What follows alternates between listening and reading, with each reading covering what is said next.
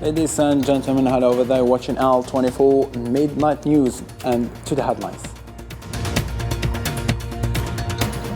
In addition to preparations for the 2024 Olympic Games, Algerian President chaired on Sunday a cabinet meeting devoted to a draft law to organize and develop physical and sport activities.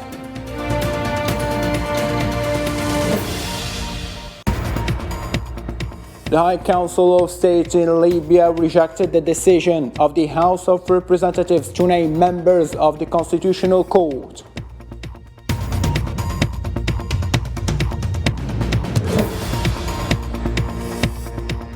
In France, as the President Macron holds crisis talks with ministers after 5 nights of protests, French police stand guard in the capital Paris, Marseille and several other cities.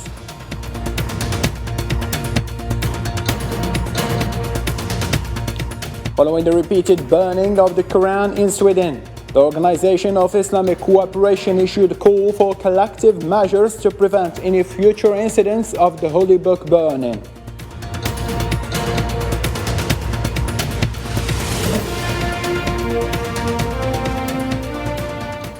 Hello again and welcome. The President of the Republic, Mr. Abdelmajid Tebboune, held a phone call with his Italian counterpart, Sergio Mattarella, where the two presidents discussed the strong and deep-rooted bilateral relations that bring together the two friendly peoples.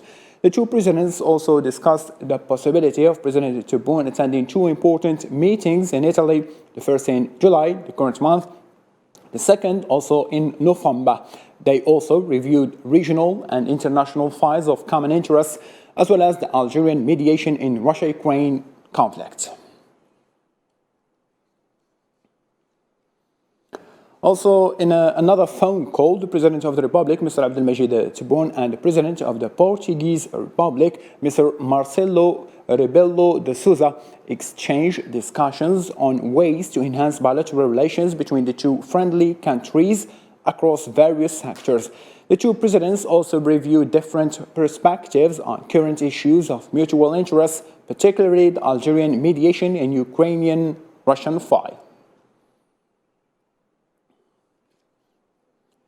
Algerian President Mr. Abdelmajid Tebboune chaired on Sunday a cabinet meeting devoted to a draft law to organize and develop physical and sport activities and presentations regarding the role of Algeria post-corporation in supporting the generalization of financial services and electronic payments.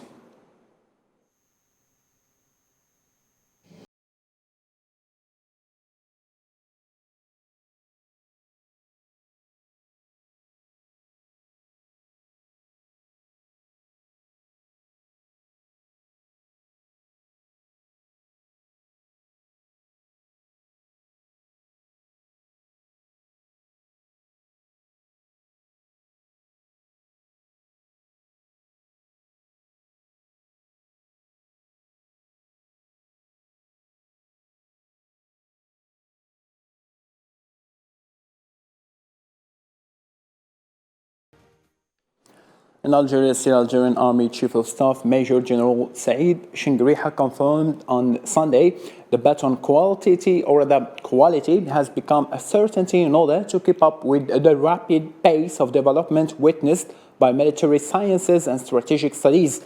Major General Said Shingriha, while supervising the graduation ceremony of the 16th batch of the military Post Guard course, underlined the attention and care that Army Command attaches to training sector with its various levels and specializations, foremost of which the military higher school.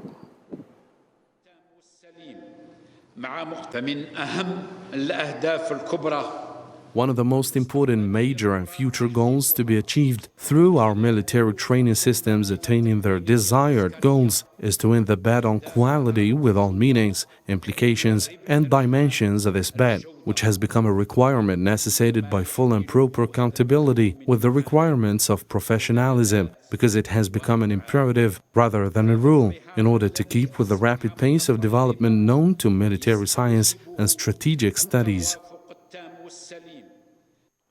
The Food and Agriculture Organization of the United Nations expected that Algeria's wheat imports would rise to 9 million tons by the end of this year.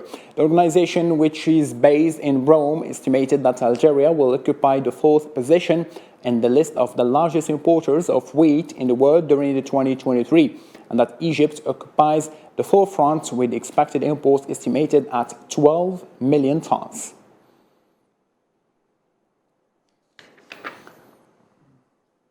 In Africa still, the Sahrawi President Ibrahim Maghali warned of the aggressive policies of the Moroccan occupation state that threaten the security and stability of the peoples of the region. Zara Farjani on What's Follow. Sahrawi President and Secretary General of the Polisario Front, Brahim Ghali, strongly condemned the aggressive policies of the Moroccan occupation state, highlighting the imminent threat they pose to the security and stability of the region's peoples. Addressing the National Secretariat of the Polisario Front, Ghali emphasized the urgent need for the United Nations to fulfill its responsibilities as outlined in its charter and resolutions by actively support the decolonization of Western Sahara. We must warn here about the aggressive policies of the Moroccan occupation, which has engaged in a dangerous series of suspicious alliances with the forces of colonialism and Zionism, passing and facilitating their agendas and threatening the security and stability of the peoples and countries of our region, not to mention its support with drugs and others of organized crime gangs and terrorist groups in the Sahel region.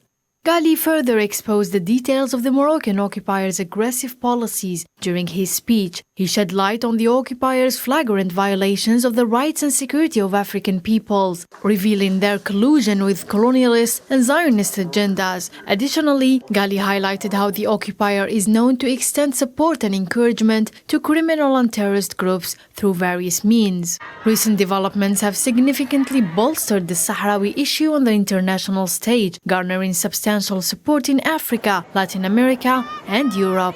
Sahrawi authorities continue to call upon the United Nations to uphold its charter and promptly address the decolonization of Western Sahara.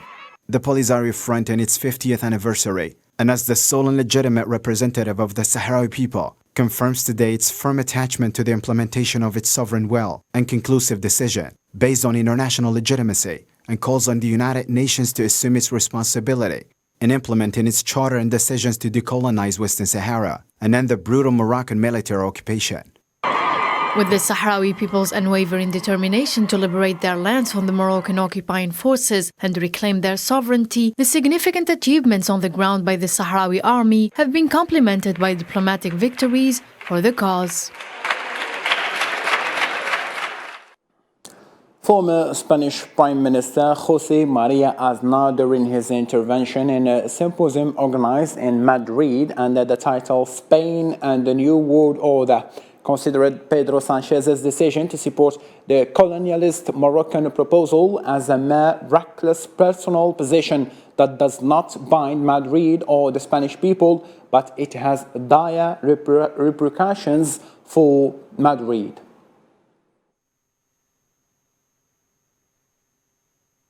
Lo que no puede ser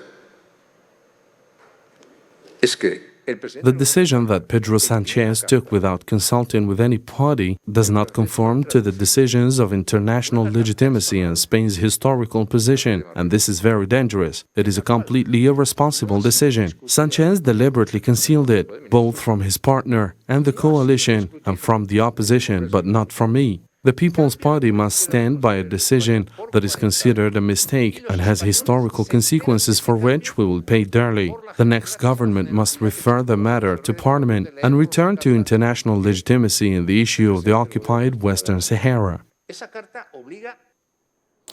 The head of the High Council of State in Libya, Khalid al-Mishri, rejected the decision of the House of Representatives to name members of the Constitutional Court. Al-Mishri, in a letter addressed to the Speaker of the House of Representatives, Aqila Saleh, claimed to be surprised that the decision was made during Eid al-Adha holiday, stressing that the law forming the court is unconstitutional and that the ruling of the Constitutional Chamber of the Supreme Court has become final and must be implemented.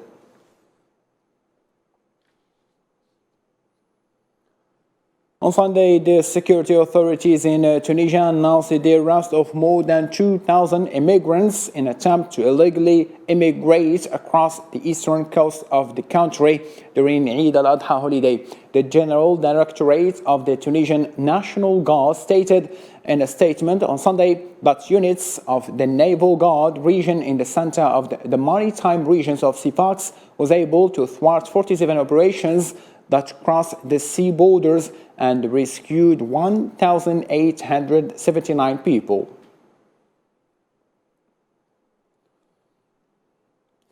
In Africa still, the transitional authorities in Mali carried out a wide cabinet reorganization which include 13 new ministers, and the procedure excluded the ministers of Defense, Foreign Affairs and Justice. The amendment of the transitional government comes only a day after the United Nations Security Council announced an immediate end to the tasks of the peacekeeping mission in Mali, MINUSMA, as demanded by Bamako for 6 months.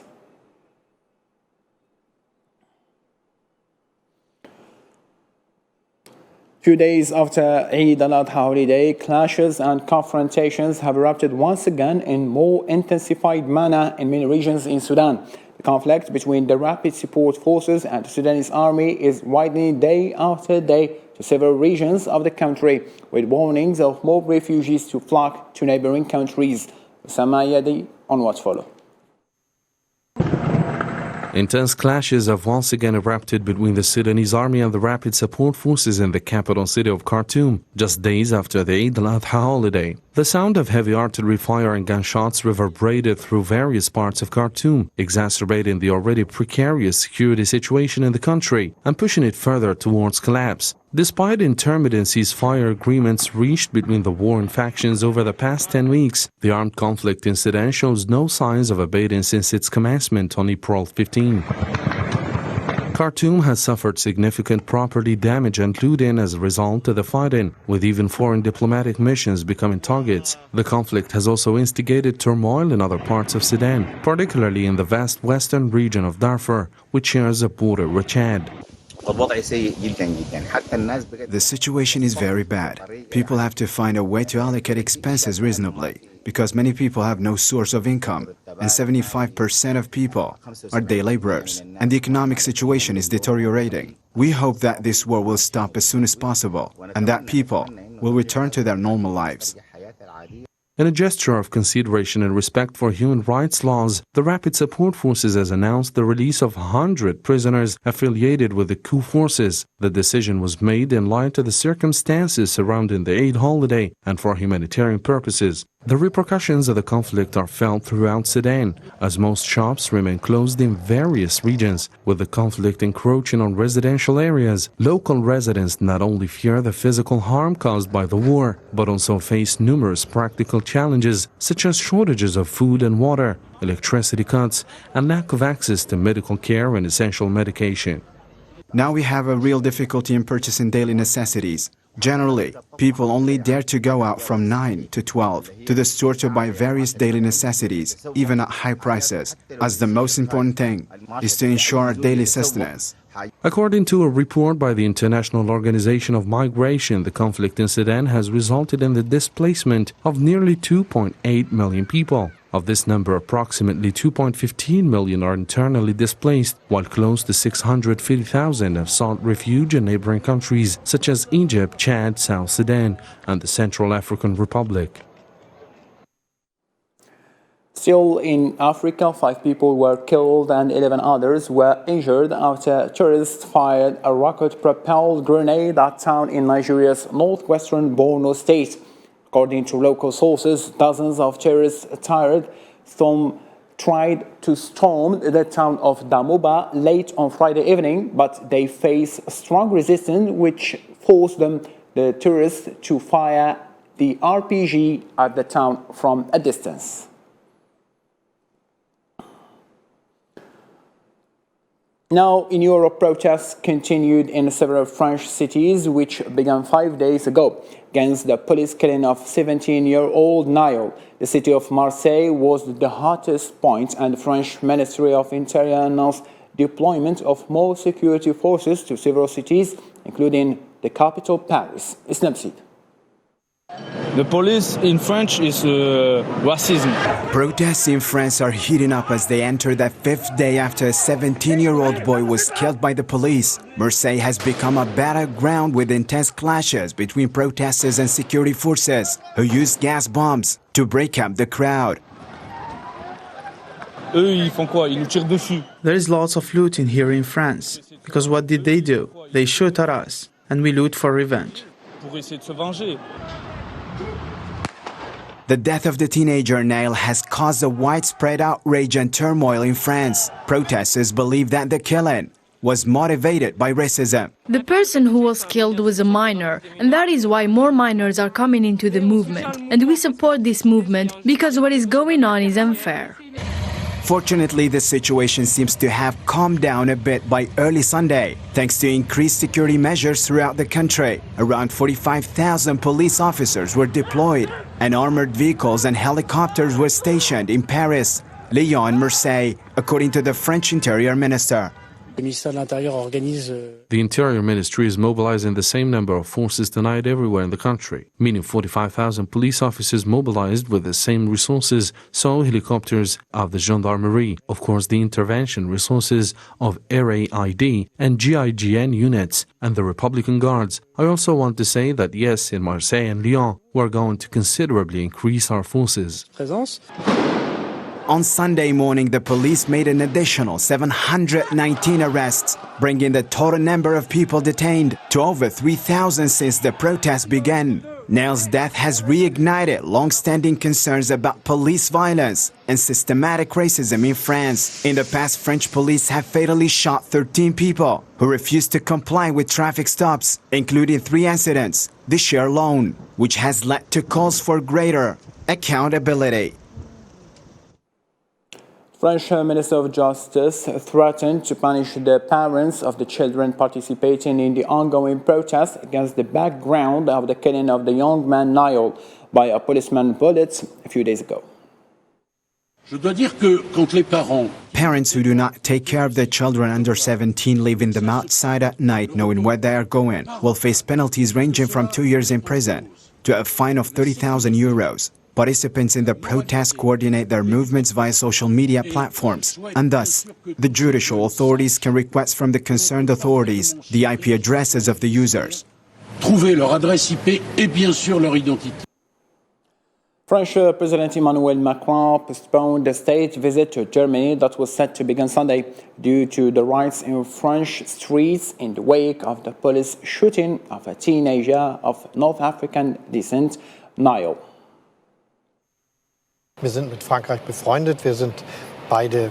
We are friends with France. We are both a team when it comes to making sure that the European Union works well, which is so important for our common future. And so, of course, we are watching the unrest with concern. And I very much hope, and I'm certainly convinced that the French president will find ways to ensure that this situation improves quickly.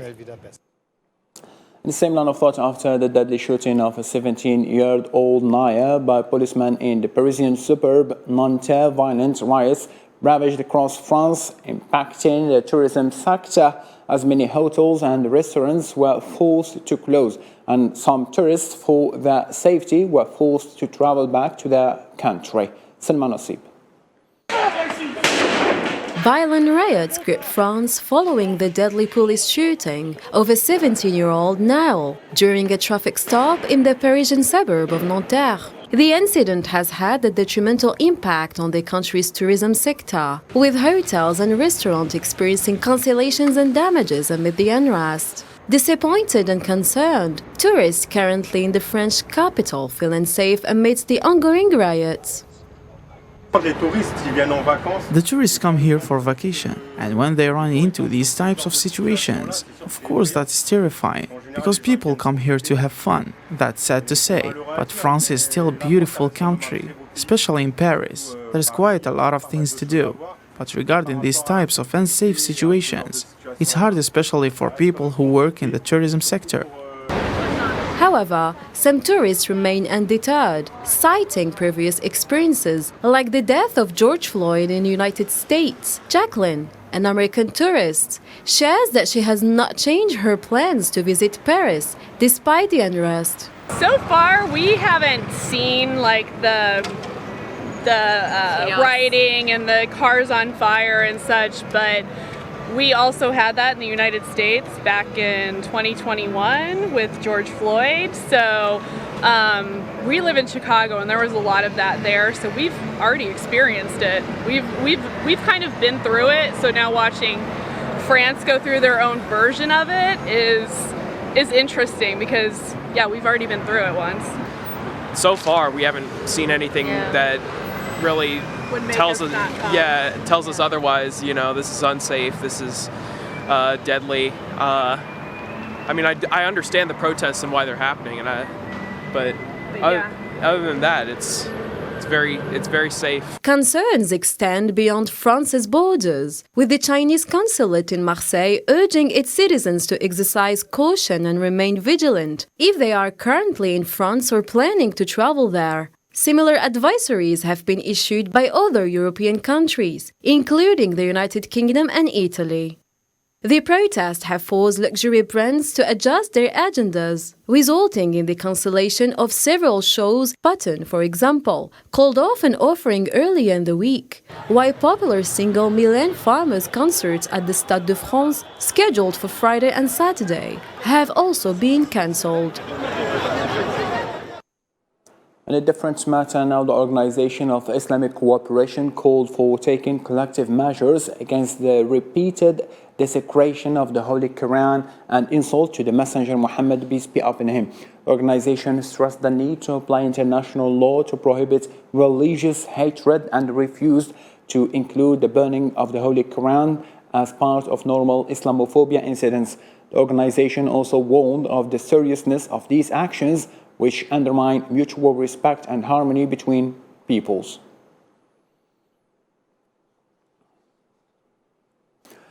At dawn on Sunday, Palestinian resistance fighters shot down a Zionist military drone in Jenin refugee camp in northern occupied West Bank.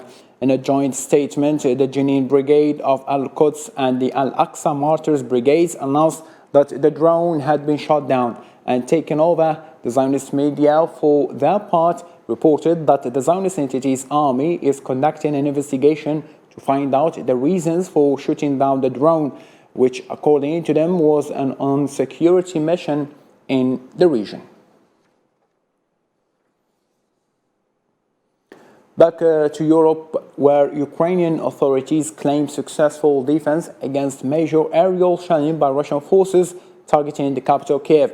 Meanwhile, on the other hand, Russian Defense Ministry announced the threatening of 16 Ukrainian counterattacks aimed at advancing in Bakhmut. Sofian Kanturi. Now in its 18th month, with no end in sight, the battles rage on direct confrontations continue to escalate on expansive fronts in Ukraine. The blaring of alarm sirens reverberates once again through the streets of the capital Kiev and its surroundings. This follows a massive aerial assault unleashed by Russian forces on Saturday night, met with Ukrainian claims of successful defense. Another enemy attack with 8 Iranian-made drones and 3 cruise missiles targeted the city of Kiev. At this moment, no confirmed information is available regarding casualties or potential damages. Bakhmut remains a prominent battleground between Russian and Ukrainian forces, a key focal point in the military operation. It continues to be at the center of events after Russian Ministry of Defense declared the thwarting of 16 Ukrainian counterattacks aimed at advancing in the region. The ministry also announced the destruction of highly precise satellite communication station. Members of the Ukrainian Armed Forces 77th Airborne Brigade, supported by tanks and armored vehicles, took part in the infiltration attempt. Our artillery destroyed the Ukrainian Starlink communication station and an unmanned serial vehicle control center. While the West threw its support behind what Kiev perceives as a counterattack, the Pentagon admits that the initial weeks of the offensive have been devastating. Kiev has reportedly lost over 50% of its Western armored vehicles and depleted its strategic stockpile of tactical missiles.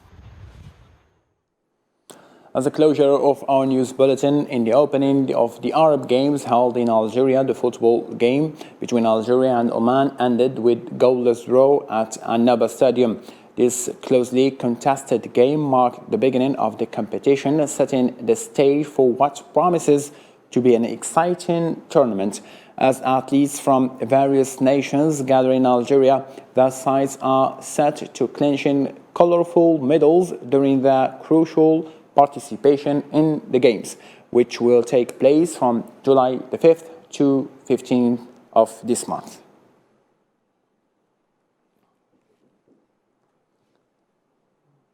With this, we reach the end of our news. Thank you ever so much for being with us in this late hour. For more updates, you can follow our social media platform as is seen on the screen. For this, all I can say, take care of yourself. Bye-bye.